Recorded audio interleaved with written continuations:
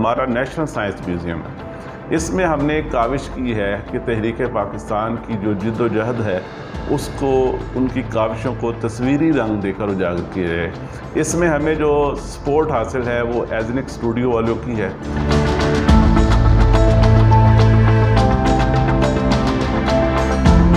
उन्नीस 1928 में वाला साहब ने सोचा कि मैं फ़ोटोग्राफ़ी को अपना प्रोफेशन बनाता हूँ।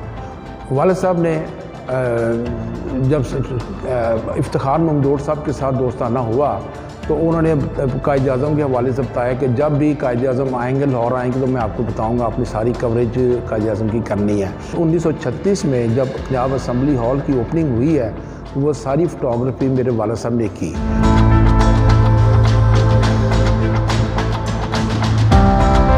मियाँ रफ़ीक साहब हैं, इनके वालिद मोहतरम मियाँ अज़ीज़ साहब जो हैं, उन्होंने एजनिक स्टूडियो, ये वाहिद मुसलमान फ़ोटोग्राफ़र थे जो तहरीक पाकिस्तान को कवर कर रहे थे, और उन्होंने कायद आज़म की ज़ाती तौर पर तस्वीर हासिल की, मोहतरमा फ़ातिमा जिन्ना की ज़ाती तौर पर तस्वीर हासिल की और पूरी पाकिस्तान मूवमेंट को कवर किया।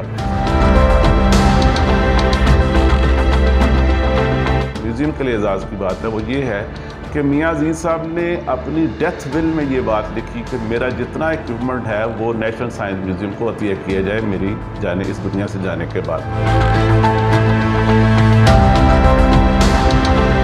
वाला साहब ने कभी ख्वाहिश जाहिर नहीं की कि मुझे कोई अवार्ड दिया जाए, क्योंकि मैं तो एक अच्छा काम करने वाला हूँ। लेकिन उनकी वफ़ात के बाद मेरी ज़ाती ख्वाहिश है कि हुकूमत पाकिस्तान को चाहिए कि उनकी खिदमत को मद्देनज़र रखते हुए उनको इस सिविल अवार्ड से नवाजा जाए।